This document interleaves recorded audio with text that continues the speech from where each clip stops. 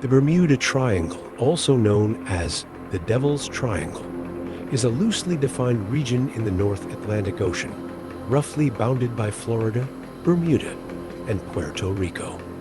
Since the mid-20th century, it has been the focus of an urban legend suggesting that many aircraft and ships have disappeared there under mysterious circumstances.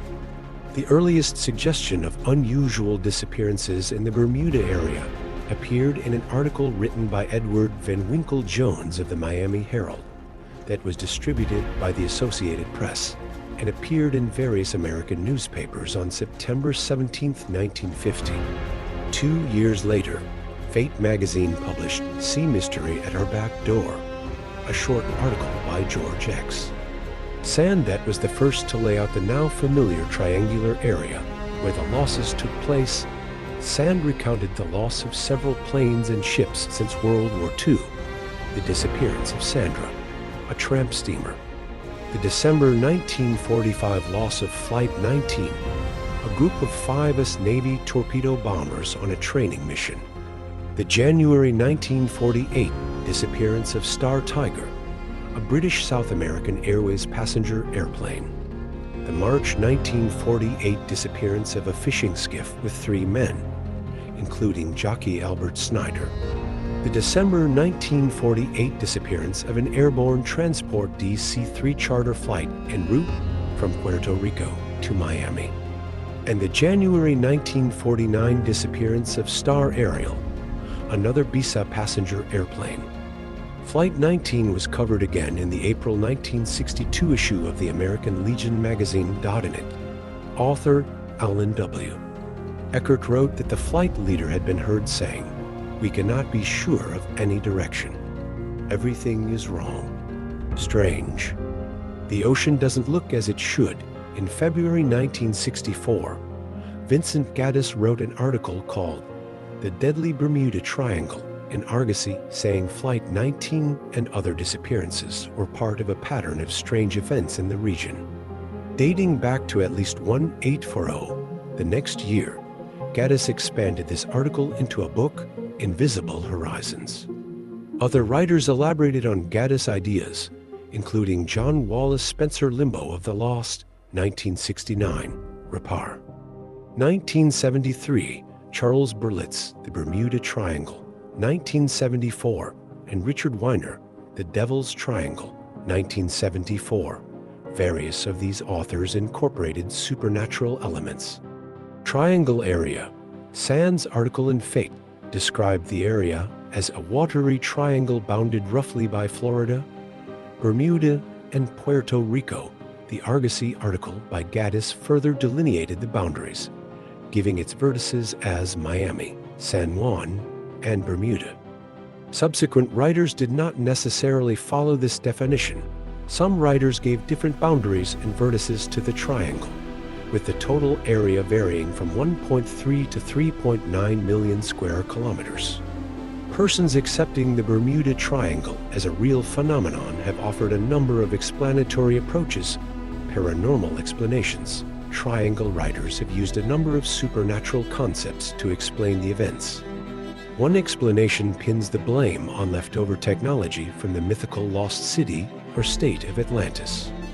Sometimes connected to the Atlantis story is the submerged rock formation known as the Bimini Road off the island of Bimini in the Bahamas, which is in the triangle by some definitions. Followers of the purported psychic Edgar Cayce take his prediction that evidence of Atlantis would be found in 1968 as referring to the discovery of the Bimini Road. Believers describe the formation as a road, wall, or other structure, but the Bimini Road is of natural origin. Some hypothesize that a parallel universe exists in the Bermuda Triangle region, causing a time or space warp that sucks the objects around it into a parallel universe. Others attribute the events to UFOs.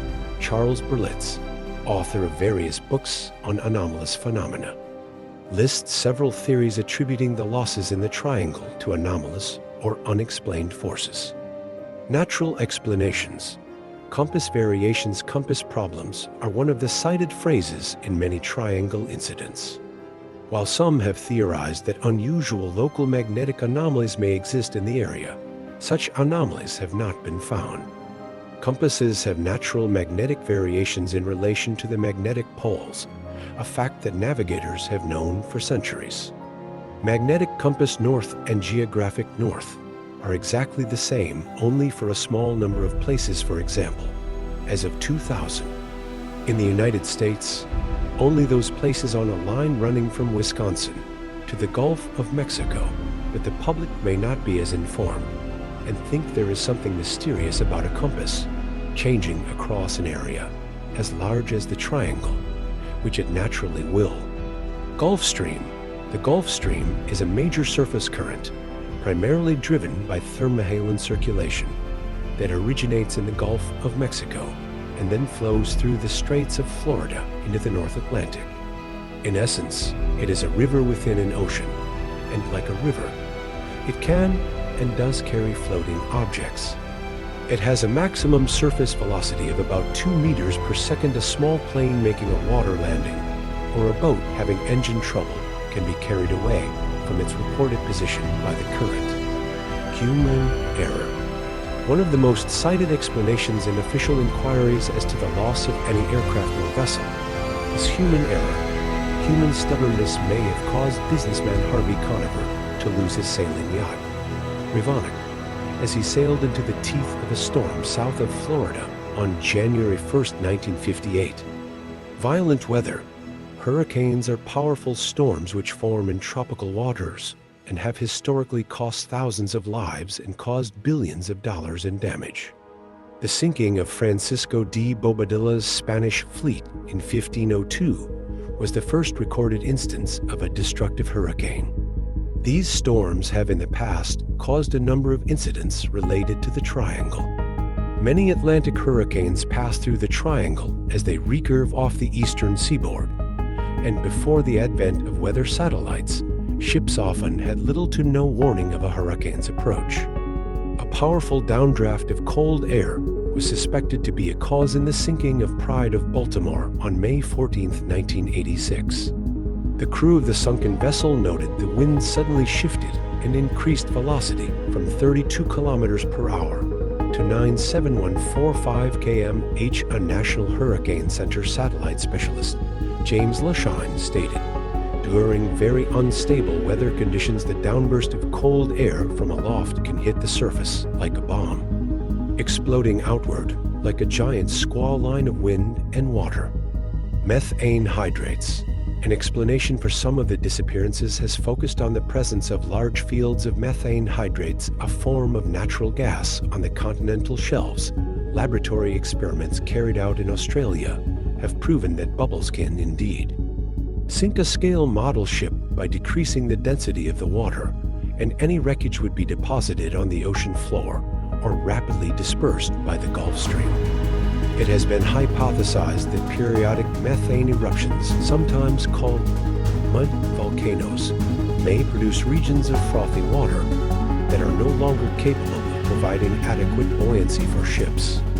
If this were the case, such an area forming around a ship could cause it to sink very rapidly and without warning.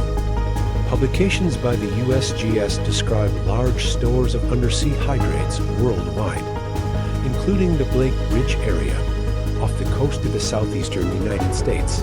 However, according to the USGS, no large releases of gas hydrates are believed to have occurred in the Bermuda Triangle for the past 15,000 years.